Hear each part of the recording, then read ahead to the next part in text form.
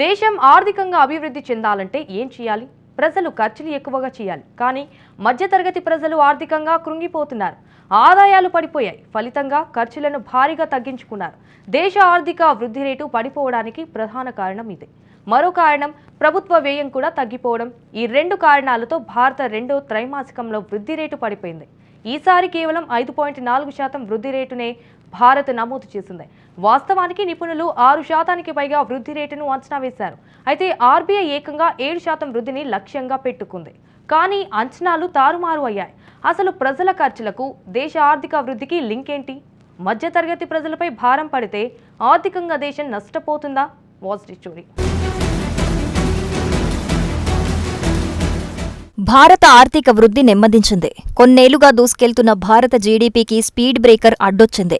తాజా జీడీపీ గణాంకాలు విడుదలయ్యాయి. కానీ ఆశించినంతగా ఆర్థిక వృద్ధి కనిపించటం లేదు. గత త్రైమాసికంలో భారత వృద్ధి రేటు 5.4%గా నమోదైంది. నిజానికి ఇదే రెండేళ్ల కనిష్ట వృద్ధి రేటు. కానీ తొలి త్రైమాసికంలో 6.7%గా వృద్ధిని భారత్ నమోదు చేసుకుంది.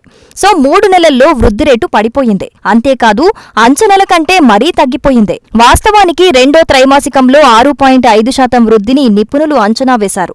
కానీ దానికి భిన్నంగా 1.1% పడిపోయింది. అయితే రిజర్వ్ బ్యాంక్ ఆఫ్ ఇండియా మాత్రం రెండో త్రైమాసికంలో ఏకంగా 7% వృద్ధి రేటును సాధించేందుకు లక్ష్యంగా పెట్టుకుంది. కానీ లక్ష్యం చేరుకోవటంలో విఫలమైనట్టు స్పష్టంగా తెలుస్తోంది. అయితే ఈ 3 నెలల్లో ఏం జరిగింది?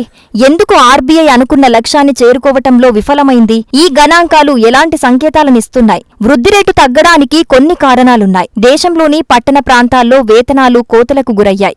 దీని ప్రభావం మధ్యతరగతిపై నేరుగా పడుతోంది. వారి ఆదాయాలు పడిపోయాయి. వినియోగదారుల ఖర్చులపై ప్రభావం చూపింది. మధ్యతరగతి ప్రజలు ఆహారంపై వ్యయాన్ని కూడా తగ్గించుకున్నారు. సిటీ బ్యాంక్ ఇటీవల ఓ నివేదికను విడుదల చేసింది. మధ్యతరగతి కుటుంబాలు తమ ఖర్చులను తగ్గించుకున్నట్టు వెల్లడించింది. నవంబర్లో వినియోగదారుల వ్యయాలు రెండేళ్ల కనిష్టానికి పడిపోయినట్టు సిటీ బ్యాంక్ అంచనా వేసింది. అసలు ఎందుకు ప్రజలు ఖర్చు చేయటం లేదు? తాజా నివేదికల ప్రకారం ప్రజల సంపాదన తగ్గిపోయింది. అందుకు అనుగుణంగా ఖర్చులను కూడా తగ్గించుకున్నట్టు తెలుస్తోంది. కనీస అవసరాల విషయంలో కూడా పొదుపుగా ప్రజలు ఖర్చు పెట్టుకుంటున్నారు. ఈ కారణంగా ప్రధాన కంపెనీలు ఒత్తిడికి గురవుతున్నాయి. భారతదేశంలోనే అతిపెద్ద కార్ల తయారీ కంపెనీ మారుతి సుజుకీ, మోటార్ సైకిళ్ల విక్రయ కంపెనీ బజాజ్ ఆటో, భారత్లోనే అతిపెద్ద ఎఫ్ఎంసీజీ కంపెనీ హిందుస్థాన్ యూనిలివర్ సహా అనేక కంపెనీలు టెన్షన్ పడుతున్నాయి. ఎఫ్ఎంసీజీ అంటే ఫాస్ట్ మూవింగ్ కన్స్యూమర్ గూడ్స్. ఈ కంపెనీలు తాజాగా బలహీనమైన రాబడులను నమోదు చేశాయి. మిడిల్ క్లాస్ నుంచి కొనుగోళ్ల డిమాండ్ పడిపోయిందని ఆయా కంపెనీలు ఆందోళన చెందుతున్నాయి. సో మధ్యతరగతిలో ఆర్థిక ఇబ్బందులనేది ఒక ఆందోళన మాత్రమే. రెండో ఆందోళన ప్రభుత్వ వ్యయాలు. ఈ ఏడాది ప్రభుత్వ వ్యయాలు కూడా నెమ్మదించాయి. ఆర్థిక వ్యవస్థకు ప్రధాన శక్తి ప్రభుత్వ ఖర్చులే. ఈ వ్యయాలతో ఉద్యోగాలను సృష్టించొచ్చు. ఇదే ఇతర ఆర్థిక మందగమనాలకు కారణమవుతోంది. ఈ ఏడాది 11,18,000 కోట్ల రూపాయలను వెచ్చించాలని ప్రభుత్వం లక్ష్యంగా పెట్టుకుంది. అయితే మోడీ ప్రభుత్వం ఎంత వెచ్చించింది? 2024 6 నెలల్లో కేవలం 37% నిధులను మాత్రమే వెచ్చించింది. అంటే 11,18,000 కోట్ల రూపాయలను వెచ్చించాలని ప్లాన్ వేసిన ఢిల్లీ సగం నిధులను కూడా వినియోగించలేదు. దీనికి కారణం సార్వత్రిక ఎన్నికలు రావటమే. ఈ వేసవిలో దేశవ్యాప్తంగా ఎన్నికలు జరిగాయి. దీని కారణంగా పలు ప్రాజెక్టులు ఆలస్యమయ్యాయి. ఎన్నికల సమయంలో భారీ ప్రాజెక్టులను ప్రభుత్వాలు ప్రారంభించవు. ఒకవేళ ప్రాజెక్టులను చేపడితే అది ఎన్నికల నియమావళి ఉల్లంఘనే అవుతుంది. భారీ ప్రాజెక్టులు చేపట్టడం ఓటర్ల ప్రభావితం చేయటం అవుతుంది.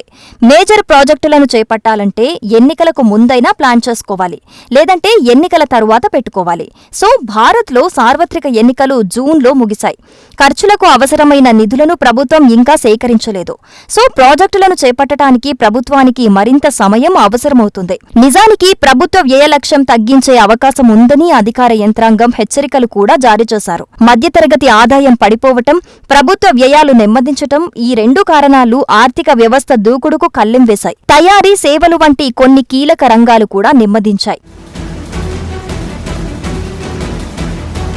భారత ఆర్థిక వృద్ధి నిరుత్సాహానికి గురిచేసిన కొన్ని పాజిటివ్ సంకేతాలు కనిపించటం ఊరట కలిగించింది. గ్రామీణ భారతంలో వ్యయం పెరుగుతోంది. ఇటీవల వరుస పండుగలు అందుకు దోహదం చేశాయి. బహుశా గ్రామీణ ప్రాంతంలో వ్యయాలు ఎంత మేరకు పెరిగాయన్నది వచ్చే త్రైమాసికంలో తెలియనుంది. సాధారణంగా దేశంలో వినియోగదారుల ఖర్చులు భారీగా ఉంటాయి. అంతేకాకుండా ఖరీఫ్ పంటలు చేతికొచ్చాయి. రైతులకు ఆనందాన్నిచ్చే సమయం అన్నమాట. వారి చేతికి డబ్బందితే కొనుగోళ్ల వైపు ఆసక్తి చూపుతారు. ఇవన్నీ భారత ఆర్థిక వృద్ధిని మళ్లీ ట్రాక్ ఎక్కించడానికి సహకరిస్తాయి. అందుకే తమ వృద్ధి అంచనాలపై రిజర్వ్ బ్యాంక్ ఆఫ్ ఇండియా కూడా ఆశలు పెట్టుకుంది. ఇటీవల కొన్నేళ్లలో భౌగోళిక ఆర్థిక వ్యవస్థ అనుకోని షాక్లను ఎదుర్కొంటోందని ఆర్బీఐ గవర్నర్ శక్తికాంత దాస్ తెలిపారు. గతేడాది భౌగోళిక వాణిజ్యం కూడా గతేడాది కంటే క్షీణించిందన్నారు. అగ్రదేశాల కంటే అభివృద్ధి చెందుతున్న దేశాల ఆర్థిక వ్యవస్థలు సవాళ్లను తట్టుకుని బలంగా నిలుస్తున్నట్టు ఆర్బీఐ గవర్నర్ చెప్పారు. అంతర్జాతీయ ఆందోళనలు ఉన్నా భారత ఆర్థిక వ్యవస్థ మాత్రం సాఫీగా సాగుతోందని స్పష్టం చేశారు. భారత ఆర్థిక వృద్ధి రేటు విషయంలో ఆర్బీఐ తన అంచనాలను మార్చుకోలేదు. భారత ఆర్థిక వృద్ధి రేటులో ఆర్బీఐ కీలక పాత్ర పోషిస్తోంది. భారీగా ఉన్న ద్రవ్యోల్బణాన్ని ఈ సెంట్రల్ బ్యాంకే అదుపు చేస్తోంది. గత నెలలో ఆహార ధరలు 10% పైగా పెరిగాయి. అందుకే ఆర్బీఐ వడ్డీ రేట్లను ఎక్కువగానే ఉంచింది. ద్రవ్యోల్బణం అదుపులోకి వచ్చే వరకు వడ్డీ రేట్లను తగ్గించే పరిస్థితులు కనిపించడం లేదు. అయితే అధిక వడ్డీలంటే రుణాలు కాస్ట్లీగా మారతాయి. దీంతో చాలా మంది రుణాలను తీసుకోవటానికి వెనుకాడుతారు. ప్రజల చేతుల్లో డబ్బు తక్కువగా ఉంటుంది. కొనుగోళ్లు తగ్గిపోతే ధరలు అదుపులోకి వస్తాయి. ద్రవ్యోల్బణం తగ్గుతుంది. కానీ ప్రస్తుతం భారత్ ఎదుర్కొంటున్న సవాళ్లు భౌగోళిక ట్రెండ్లకు అద్దం పడుతోంది. ప్రపంచవ్యాప్తంగా అగ్రదేశాల ఆర్థిక వ్యవస్థలు క్షీణిస్తున్నాయి. 2024-2025లో భౌగోళిక ఆర్థిక వృద్ధి రేటు 4% కంటే తక్కువగానే నమోదైంది. అమెరికా రెండో త్రైమాసికం వృద్ధి రేటు 3% మాత్రమే. ఇక రెండో ఆర్థిక వ్యవస్థగా పేరున్న పొరుగుదేశం చైనాను చూడండి. ఒకప్పుడు రెండంకెల వృద్ధిని నమోదు చేసిన డ్రాగన్ కంట్రీ ఇప్పుడు కేవలం 5% మించటం లేదు. భారత్ రెండో త్రైమాసికంలో 5.4% వృద్ధిని నమోదు చేస్తే చైనా మాత్రం 4.7%కి పరిమితమైంది. జపాన్, జర్మనీ సైతం 3% వృద్ధికే పరిమితమయ్యాయి. టాప్ 4 దేశాల ఆర్థిక వ్యవస్థలను పోల్చి చూసినా భారత వృద్ధి రేటు మెరుగ్గానే నమోదవుతోంది. భారత ఆర్థిక వృద్ధి తగ్గినా సరే ప్రపంచంలో అత్యంత వేగంగా వృద్ధి చెందుతున్న దేశం మాత్రం ఇండియానే కావటం విశేషం.